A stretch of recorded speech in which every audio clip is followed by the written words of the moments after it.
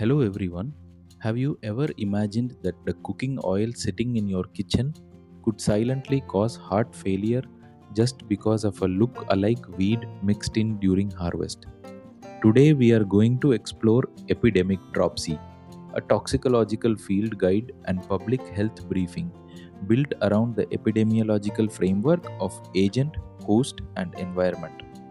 Let us begin by tracing the epidemiological discovery of this condition from a field mystery to a molecular formula.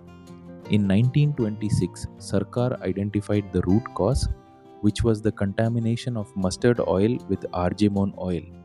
In 1937 and again in 1939, researchers Lal, Roy, and Chopra provided definitive experimental proof of this cause. In 1941, Mukherjee and colleagues isolated the toxic alkaloid responsible, called sanguinarine, and determined its exact chemical formula. And even as recently as 1996, severe outbreaks were reported across multiple Indian states, proving that this remains an ongoing public health threat even today. The root of this problem lies in a case of botanical deception that allows the toxic agent to enter the food supply. On one side, we have the crop, the mustard plant, which is a safe and edible agricultural crop. On the other side, we have the weed Argemone mexicana, commonly known as prickly poppy, which is a toxic adulterant plant with prickly leaves and bright yellow or white flowers. The crucial overlap between these two is what creates the danger. Both plants grow wild indiscriminately across India. Their seeds are morphologically identical to the naked eye, and they share the same March harvest season, which guarantees that they often get gathered together.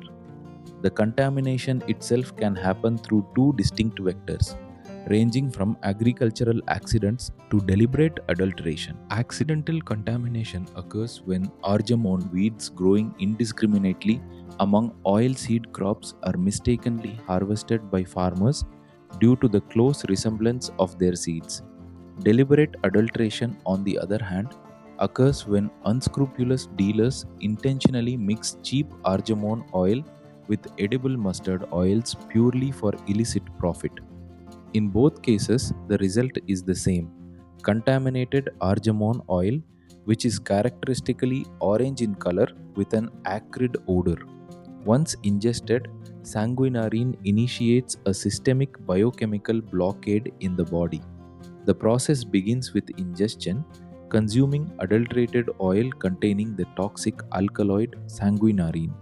This toxin then intercepts a critical step, blocking the normal oxidation of pyruvic acid in the body. Because this oxidation pathway is blocked, pyruvic acid begins to accumulate steadily in the bloodstream. This toxic accumulation of pyruvic acid in the blood is the direct biochemical trigger that leads to epidemic dropsy. Clinically, this condition escalates rapidly toward cardiac failure.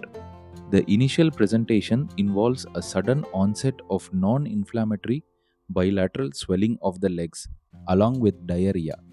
As the condition advances, patients develop dyspnea, along with the development of glaucoma. In the lethal stage, this progresses to congestive cardiac failure, which leads to death.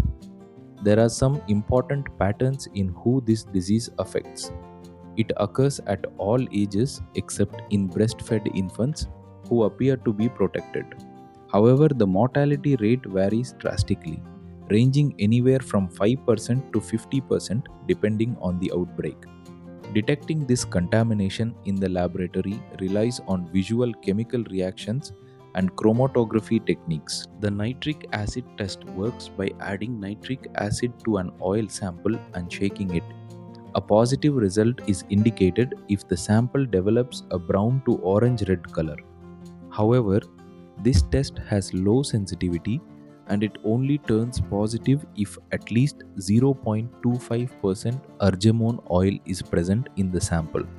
The paper chromatography test, on the other hand, works through analytical separation of all edible oils and fats. This is considered the most sensitive laboratory diagnostic test ever devised for this purpose. with the remarkable advantage of being able to detect Argemone oil contamination down to as little as 0.0001%. Eradicating epidemic dropsy ultimately requires a multi-tiered regulatory and agricultural response. The first pillar is agricultural intervention, which means preventing accidental contamination right at the source by actively weeding out Argemone plants and discouraging their growth among oilseed crops. The second pillar is strict legal enforcement, which targets deliberate adulteration by unscrupulous traders through strict criminal prosecution under the Prevention of Food Adulteration Act.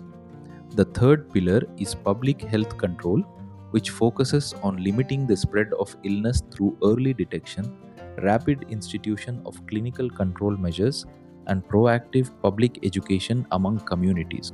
So, to summarize the salient features of epidemic dropsy across four key areas, from a botanical perspective, Argemone mexicana or prickly poppy is a weed whose March harvest overlaps with edible mustard, and its contaminated oil is distinctly orange with an acrid odor. From a toxicological perspective, the toxic agent is the alkaloid sanguinarine, which blocks the cellular oxidation of pyruvic acid, causing a lethal accumulation of acid in the bloodstream. From a clinical perspective, the disease presents with sudden bilateral pedal edema and diarrhea, progresses to dyspnea and glaucoma, and culminates in congestive cardiac failure, with a mortality rate ranging from 5 to 50%, though breastfed infants remain immune. And from a prevention and detection perspective, paper chromatography can detect contamination down to 0.0001%. The nitric acid visual test offers 0.25% sensitivity, and the disease is ultimately eradicated through source weeding combined with strict enforcement of the Prevention of Food Adulteration Act. Hope you have understood about the topic epidemic dropsy, a toxicological field guide, and public health briefing. If you found this video useful, please like and share with your friends and colleagues. Thank you.